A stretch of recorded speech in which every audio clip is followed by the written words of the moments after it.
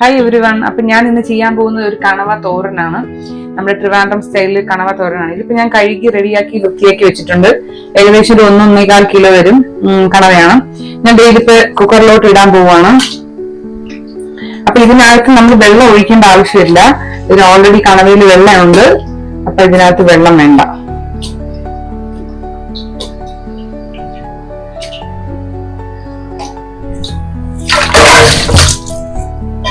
ഇനി അടുത്തതായിട്ട് ഇതിനകത്തോട്ട് വേണ്ടത് ഇഞ്ചി വെളുത്തുള്ളി പേസ്റ്റ് ആണ്. ആ ഇഞ്ചി വെളുത്തുള്ളി പേസ്റ്റ് ഞാൻ കഴിഞ്ഞ പ്രാവശ്യം ഓൾറെഡി എന്റെ വീഡിയോയിൽ ഞാൻ അപ്ലോഡ് ചെയ്തിട്ടുണ്ട്. നിങ്ങൾക്ക് സംശയം ഉണ്ടെങ്കിൽ അതിൽ കയറി നോക്കിയാൽ മതി.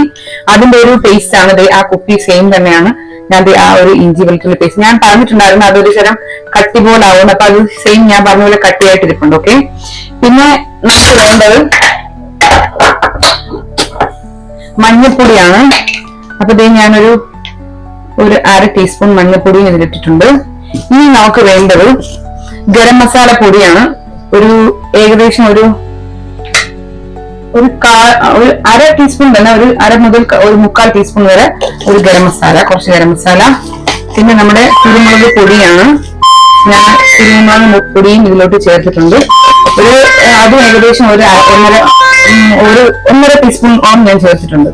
പിന്നെ അതേപോലെ തന്നെ ഒരു പെരുംജീരകവും അതേപോലെ 1 ടീസ്പൂൺ ഇട്ടിട്ടുണ്ട്.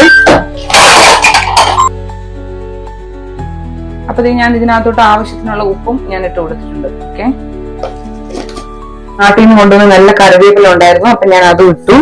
ഇനി നമുക്ക് കുക്കറൊന്ന് അടച്ചു വെച്ചിട്ട് ഒരു 3-4 പീസില് നമുക്ക് വിസിൽ കേൾപ്പിച്ചെടുക്കാം. ഓക്കെ, അപ്പൊ ഞാൻ ഇത് വെന്തതായിട്ട് ബാക്കി ഞാൻ ഇപ്പൊ കാണിക്കാം.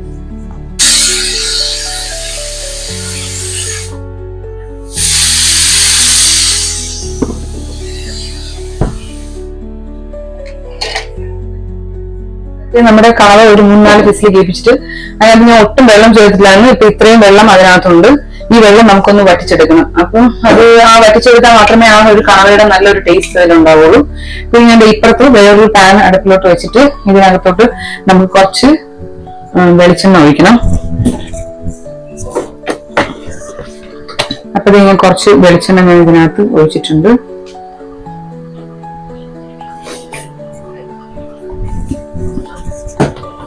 ആ വെളിച്ചെണ്ണയിലോട്ട് തന്നെ നമുക്ക് കുറച്ച് കടുകിട്ട് പൊട്ടിക്കാം.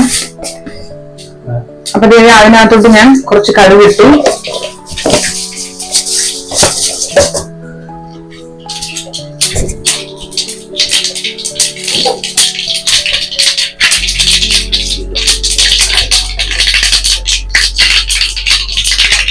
അപ്പൊ നമ്മുടെ കടുകൊക്കെ പൊട്ടി വന്നിട്ടുണ്ട്. ഇതൊരു 2 സവാള ഞാൻ ചെറുതായിട്ട് ചോപ്പ് ചെയ്തെടുത്തതാണ്. അതുപോലെ 2 പച്ചമുളകും അതുപോലെ അരിഞ്ഞു വെച്ചതാണ്. അപ്പൊ ഇതൊന്ന് നന്നായിട്ട് വഴറ്റിയെടുക്കണം. ഓക്കെ, ഞാൻ ഇതിനകത്തോട്ട് ഉപ്പ് ചേർക്കുന്നില്ല, കാരണം ഓൾറെഡി ഞാൻ കണവയിനകത്തോട്ട് ഉപ്പ് ഇട്ടിട്ടുണ്ട്. അപ്പൊ നമുക്ക് ആ ഉപ്പ് നോക്കിയിട്ട് ഇതിനകത്തോട്ട് ഇടാൻ പറ്റുള്ളൂ. അപ്പൊ ഇതൊന്ന് വഴന്നു വരട്ടെ, നമുക്ക് ബാക്കി കാണിക്കാം. അപ്പൊ ഞാൻ ആ കുക്കറിൽ നിന്ന് എടുത്തിട്ട് നമ്മുടെ ഫ്രൈ പാനിലോട്ട് ഞാൻ എടുത്ത കണവ ഒന്ന് മാറ്റിയാൽ വെള്ളം ഒന്ന് പെട്ടെന്ന് വറ്റി വരാൻ വേണ്ടിട്ട് ഞാൻ ഒന്ന് ഫ്രൈ പാനിലോട്ട് മാറ്റി. അപ്പൊ അതവിടെ നിൽക്കട്ടെ.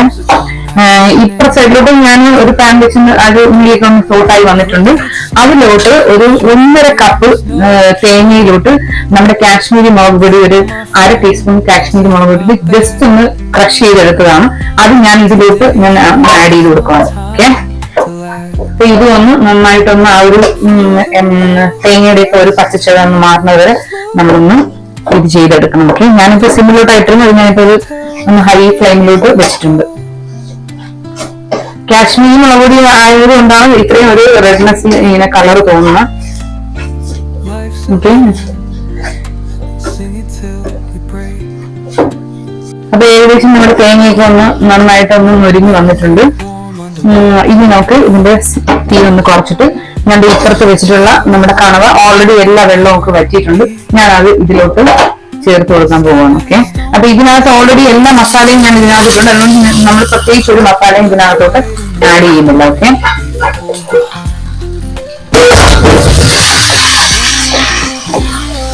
ഇത് നന്നായിട്ടൊന്ന് മിക്സ് ചെയ്ത് കൊടുക്കാം. ഞങ്ങൾക്ക് ഇവിടെ കുറച്ച് മതി തേങ്ങ, അങ്ങനെ ഇഷ്ടമുള്ളതല്ല, എല്ലാവർക്കും തേങ്ങ ഇഷ്ടമുള്ളതല്ല. അതുകൊണ്ട് ഞാൻ കുറച്ച് തേങ്ങ ഇതിൽ ചേർത്തിട്ടുള്ളൂ. നിങ്ങൾക്ക് വേണമെങ്കിൽ ആൾക്കാർ അങ്ങനെ കൂടുതലുണ്ടെങ്കിൽ നിങ്ങൾക്ക് കൂടുതൽ ചേർക്കാവുന്നതാണ്. പക്ഷെ നമുക്കത് അതിന് ഇവിടെ ആർക്കും അങ്ങനെ ഇഷ്ടമല്ല, അതുകൊണ്ട് ഞാൻ അങ്ങനെ ചേർക്കുന്നില്ല. ഇനി ഇതിനകത്തോട്ട് ഞാനിപ്പം ഇത് ഉപ്പ് നോക്കിയിട്ട് നമുക്ക് കൂടുതൽ ചേർക്കാം. ഞാനിപ്പോ ഇതിനൊന്ന് ഉപ്പ് നോക്കട്ടെ. അപ്പൊ എനിക്ക് ഇതിൽ ആവശ്യത്തിന് ഉപ്പുണ്ട്, അതുകൊണ്ട് ഞാൻ കൂടുതൽ ചേർക്കുന്നില്ല. അതപ്പോ അത് കണവയിൽ നമ്മൾ എത്രത്തോളം ഉപ്പിടുന്നോ അതിനനുസരിച്ച് നിങ്ങൾ ഉപ്പ് അഡ്ജസ്റ്റ് ചെയ്തിടണം. ഓക്കെ, ഇനി ഇത് ഒരു 5 മിനിറ്റും കൂടെ ഒന്ന് ഇങ്ങനെ കിടന്നോട്ടെ. അപ്പത്തേക്ക് ഇത് റെഡി ആയിട്ട് നിങ്ങൾക്ക് കാണിച്ചു തരാം. ഓക്കെ, അപ്പത് നമ്മുടെ കണവ തോരൻ ഓൾമോസ്റ്റ് എല്ലാം റെഡി ആയിട്ടുണ്ട്. ഞാൻ എന്റെ തീ ഓഫ് ചെയ്തിട്ടുണ്ട്. ഇനി ഇപ്പൊ നമുക്ക് കഴിക്കാൻ എടുക്കാം. ഞാനിവിടെ എന്റെ ഹസ്ബൻഡാണ് കുറച്ച് ചോറ് എടുത്തിട്ടുണ്ട്.